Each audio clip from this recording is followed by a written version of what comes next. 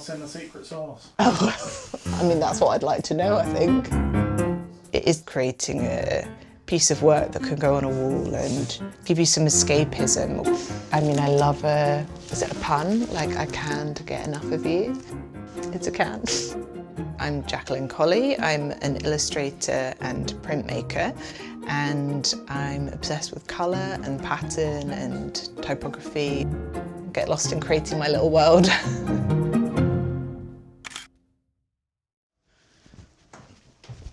I work from home from the spare room in my house in Hackney, and I'm very lucky because I'm a natural hermit. Welcome to my studio. It's my happy place and I feel very lucky to have it. It's calm and it's quiet, and I can think and have all my stuff around me and hoard things. I've got my jelly molds. I love my jelly molds. This was from Mexico, it's like paper mache. This is just from Tiger, but I love it.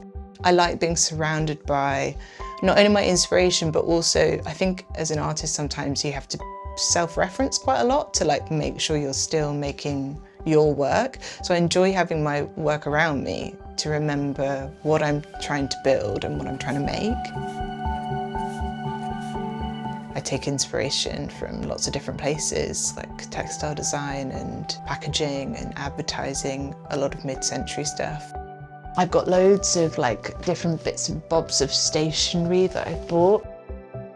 I love anything vintage. I've always drawn. As a child, I just couldn't wait to go to art school, couldn't wait to not have to do exams anymore, couldn't wait to get a creative job. I can't imagine doing anything else. I just want to make pictures. This is one of my favourite books. It's Happy Sad Souvenirs by the photographer Paul Hiller, and he basically goes around theme parks. I love it. So kind of nostalgic.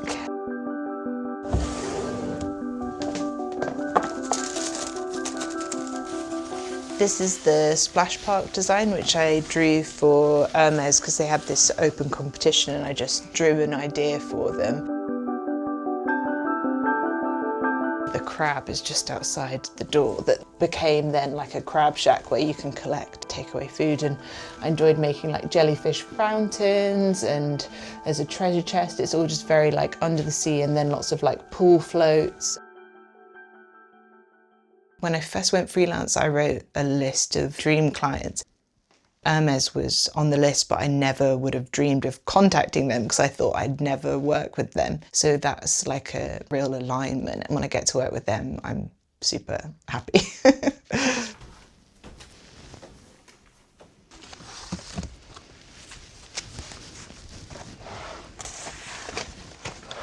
I love my pop culture New York print. It came out after travelling to New York, and I was playing with isometric repeat patterns.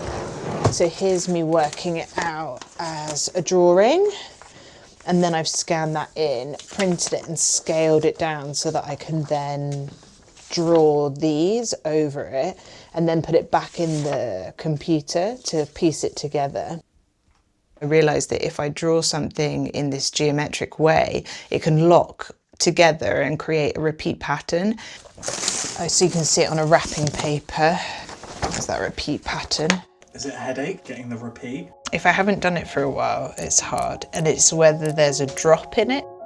You're kind of filling in gaps, and then I've got a little gap left there, which eventually in the final one I've filled that with a taxi. So I've just taken that taxi and flipped it the other way just to fill that gap.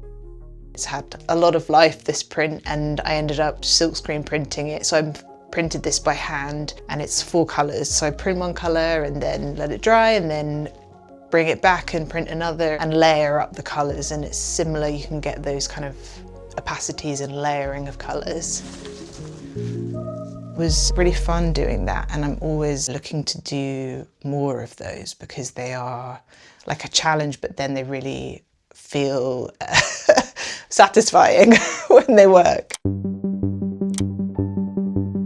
I'm particularly obsessed with colour and For that reason, I'm obsessed with risograph printing. Risographs are like a Japanese photocopier. You print one colour at a time, which you overlay to make your image. Yeah, it does these really bright, vibrant colours. And then the beauty of it is that you can overlay those colours on top of one another to create new colours. And so say you took the pink and the yellow, you'd end up with an orange like this. And also you have the ability to do this kind of gradient, so you can do a really strong orange and then a really like soft orange, so you get all this tone as well with Riso. Everything is better in Riso. It is. Have you got any advice for young illustrators starting out? I think it's that like always following your interests, and I think it's okay to sort of be a bit obsessive and to keep on making things and collect things and take photos of things and maybe draw those things. I think it's really good to keep a sketchbook, and I always say like follow your niche interests, because that's what makes you you and help you find your people probably as well.